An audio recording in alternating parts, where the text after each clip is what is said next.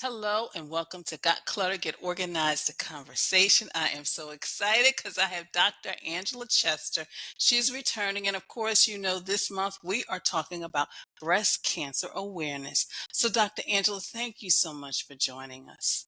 Thank you for having me, Janet. It's always nice to talk with you. So, I would like for you to share with the listeners as well as those watching your breast cancer journey because I know you are a survivor, but let the listeners and those watching know your journey. Absolutely. I will keep it PG so that it doesn't get flagged or anything. But I found out about doing self exams in a health class in high school. So I remembered to do that from that moment, from senior year moving forward. At around my late 20s, I was doing a self exam and I found a lump. I'm gonna kind of zip through some time there. Went to the doctor. I had a positive experience with my nurse practitioner who said, "You definitely need to have this checked out." Fast forward a little bit, I ended up having to have a biopsy done, and that biopsy did confirm, in fact, that it was breast cancer. Now, I know that different women experience breast cancer differently. I did have to have chemo, radiation, and surgery in that order. So it ended up being, I'm so sorry, I misspoke. I had chemo, surgery, and radiation in that order. And it was a long journey. But looking back at it, I'm so glad that I went through it. My chemo was what they call the red devil. For anyone who has experienced that, that is one of the strongest, most powerful ones. And I'm so glad that my medical team decided on doing exactly what they did. Shout out to my oncologist, my plastic surgeons, and all of that. They ended up, in my opinion, doing a very great job at making sure that I ended up well. Mm. So, Dr. Angela, as somebody who coaches people, mentors people, motivates people, how did you deal with the psychological as well as the emotional effects of the diagnosis, as well as your journey to recovery? Absolutely. And those are such important questions. Part of my story was when I received the news, I let everyone know that as soon as I heard cancer, tears streamed down my face. I didn't even blink before the tears were streaming. It was just that quick of a reaction. But I also told her, I said, please disregard these tears. Let's talk about getting me better, because I knew that the the rates for surviving breast cancer is getting better and better. So I knew that I had a fighting chance, as well as my faith would not allow me to believe otherwise. Now, some very important parts that we need to remember is that while the person is going through that journey, they may have moments of doubt, right? Like, I don't want to go to therapy anymore. I don't want to go to chemo because chemo is not fun. I don't want to take that medicine. Why? Because it hurts. It's not a happy, happy, joy time, right? So people may give up, but it doesn't mean that they actually want to give up. What they're voicing is their disapproval of all of the pain that they're going through, because you feel worse trying to get better than you did before they told you that you needed to do all of that. But the journey, once you've had all of your treatments and all of that, I have to admit, for the first 5 years, and many survivors agree, every little pain you have, you're wondering, is it coming back? Is this cancer again? Is it cancer someplace else? And you do worry and concern, but I had to remind myself that I was told that I was cancer free. So we were going to live in that as opposed to live in the worry. If someone has been told that they're in remission, then that's okay too. God bless them that they are in remission. Hold on to that remission if you're dealing with a different type of cancer. Mm. And you kind of touched on it in regards to family, letting people know. So, what impact did that have on your just journey as well as your recovery? Absolutely. I call my family my co-survivors, especially during that first 5 year time frame. And I talk about the first 5 years because that's when you are still actively going to see your oncologist. You're still being tested. You're still getting some type of treatment done to you, perhaps medication or something else. So within that first 5 years, they were my co-survivors. They went through the ups and downs with me. Um, I I am in a house full of boys at the time, or men folk, as I like to say. So everyone shaved their heads with me when it was time for me to get to that part. Unfortunately, that red devil mixture does make your hair fall out. So they tried to stand in solidarity with me as best they could. Now I realize not everyone has support. There were some family members that didn't talk to me about it, have never asked me about it. And that's okay because everyone deals with things in their own way. But do understand that sometimes you're not talking about it sends a negative message to the person going through it.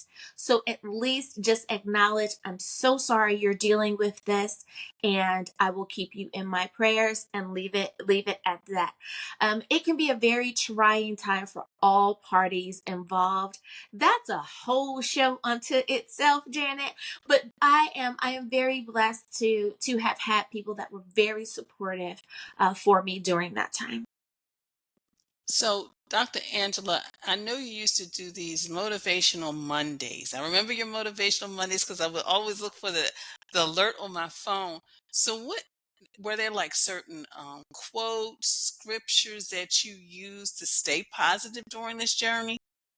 You know, Janet, that is such a good question. And it's funny that you mentioned those motivating Mondays. I got an email the other day that's like, hey, Dr. Angela, like we're looking for these motivational Mondays. What's going on? You need to get on some social media and do that. So perhaps this is confirmation that I need to bring that back. Well, during my breast cancer journey, my life scripture has been Jeremiah 29:11. And I'm just going to paraphrase and get to the part that's really important to me. And that's the last piece of that scripture. There is a hope and a plan for my life, right?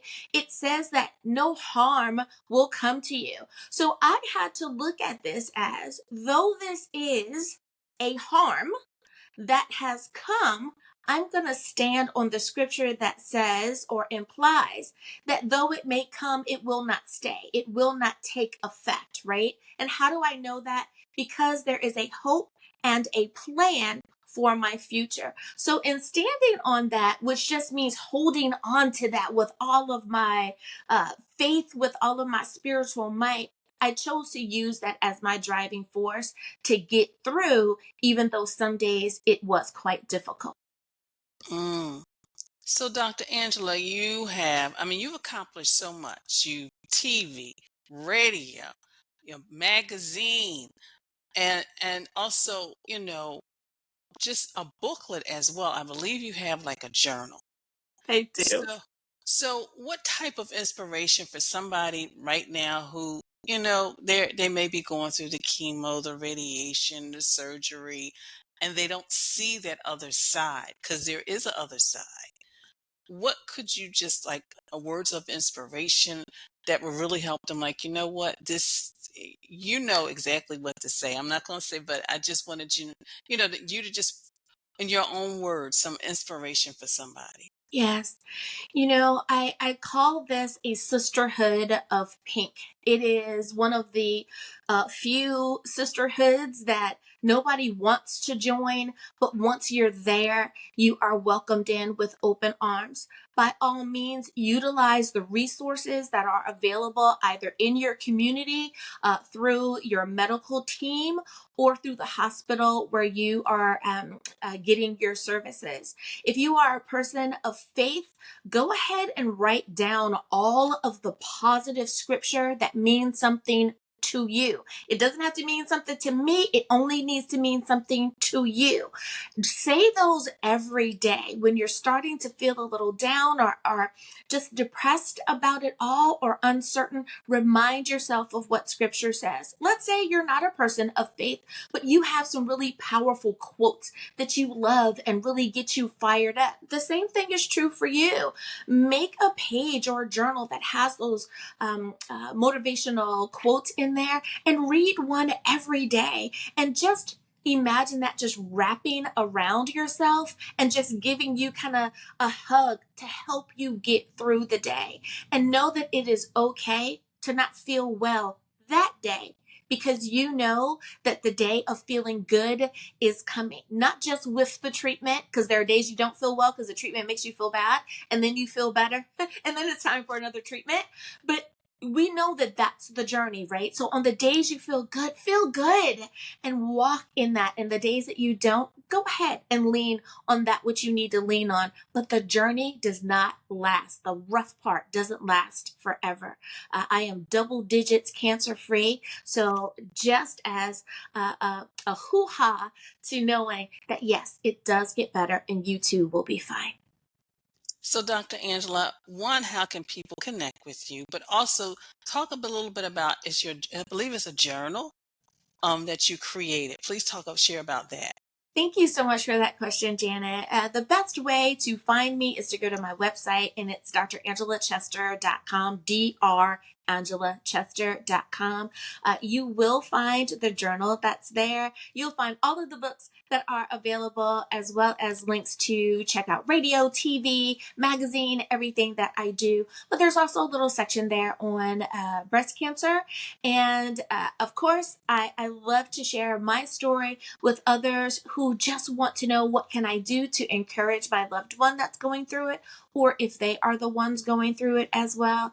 And for Breast Cancer Awareness Month, there's always going to be some extra things there for my sisters in pink or for those co-survivors so that they can be encouraged during this time. Dr. Angela, I could talk to you forever. I You know that, don't you? But I do want to thank you for taking time out of your schedule to be here and to really just focus on and talk about your journey as it regards to Breast Cancer Awareness Month. Thank you so much, and I truly appreciate you. Thank you for having me. I always enjoy my time with you.